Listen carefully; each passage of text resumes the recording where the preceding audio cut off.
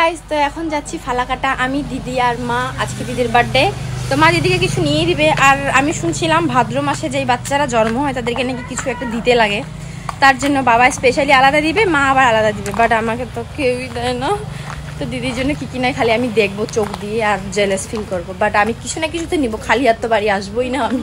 তো সঙ্গে থাকবো, সব কিছু তোমরা দেখতে পারবে। বার্থডে গার্ল সবসময় খালি ঠুসতেই থাকে।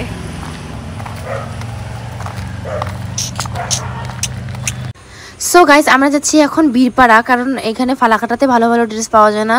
তো আমরা সবসময় বীরপাড়াতে শপিং করতে যাই। আর বার্থডে গার্লের উইশ যে ও বীরপাড়াতেই যাবে, বীরপাড়া থেকে শাড়ি পছন্দ করে নিবে। তো এখন আমরা যাচ্ছি বীরপাড়া। ফার্স্টে বলা হয়েছিল যে আমি ফালাকাটা যাচ্ছি, বাট এখন যাচ্ছি বীরপাড়া। আর আমার এই জায়গাটা দেখতে খুবই ভালো লাগে। আর আমি যখন এই জায়গা দিয়ে যাই না গাইস, আমি মোবাইলে গান অন করি আর ফিল নিতে যাই। তো আমরা ওইখানে নেমে এখন যাচ্ছি টোটোতে করে মার্কেটে গিয়ে নিব দিদির জন্য কিছু জিনিস। বাট কি নেই তোমরা দেখবে। আর তোমাদের কোনটা জিনিস পছন্দ হয় সবাই কমেন্টে জানাবে আমাকে অবশ্যই। আর এখানে দিদির মুখে লাগছে ধুলো, ওর চোখ ঠোক বন্ধ করে রাখছে।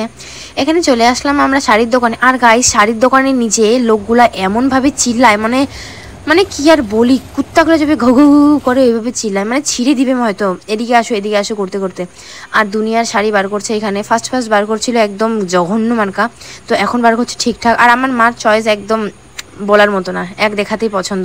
তো দিদি এখন ট্রাই করে দেখবে, ও নিবে শাড়ি। আজকে নাকি ও শাড়ি নিবে, বার্থডে কেক কাটবে। তো আজকে আমার দিদির বার্থডে, সবাই বার্থডে উইশটা করতে ভুলবে না।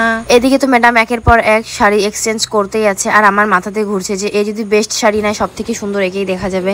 আমি একটু জেলাস ফিল করি, কারণ হচ্ছে আমার মা দিদিকে একটু বেশি আদর করে।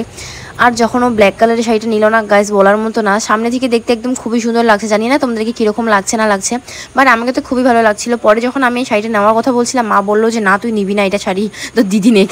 আমাকে এই কথাটা শুনে খুবই খারাপ লাগলো, বাট দিদি এই শাড়িটা নেয়নি, ও নিচ্ছে অন্য শাড়ি। আর যেগুলা শাড়ি দেখাবো ওগুলোর মধ্যে একটা শাড়ি আমার, তোমরা আমাকে কমেন্টে করে বলবে যে কোন শাড়িটা আমার। শাড়ির দোকানের লোকদের একটা নিয়ম থাকে, ফার্স্ট ওরা ভালো ভালো জিনিস দেখায় না, কারণ ফার্স্ট তোমাকে যদি ভালো জিনিস দেখায় তুমি ফট করে চলে যাবে, তোমাকে পছন্দ হবে তুমি নিয়ে চলে যাবে, বাস ওদের টাইম ওয়েস্ট করতে লাগে।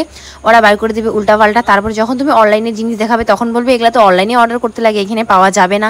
তারপরে একটু যখন বলবা যে আমাকে লাগবে বলার পরে তারপরে বলবে দাঁড়াও একটু খুঁজে দেখছি। এটা হচ্ছে ওদের চালাকি।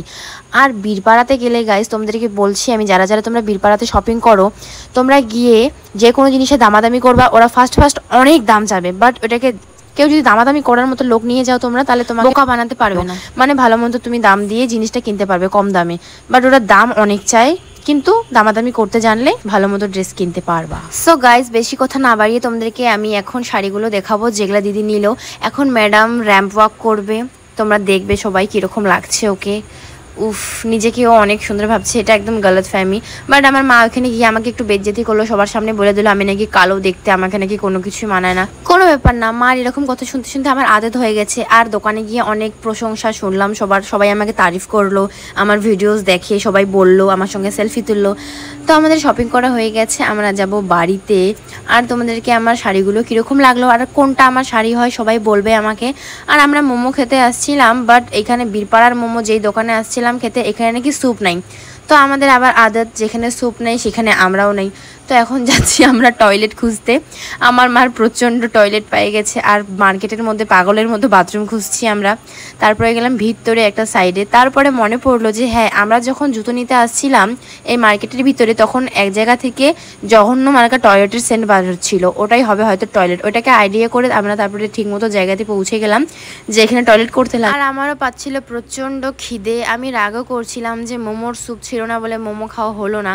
তা আমি আইডিয়া করেছি ফালাকাটা গিয়েই, ফালাকাটায় এসে আমরা মিও মোড়ে দিদির জন্য কেক সিলেক্ট করছি।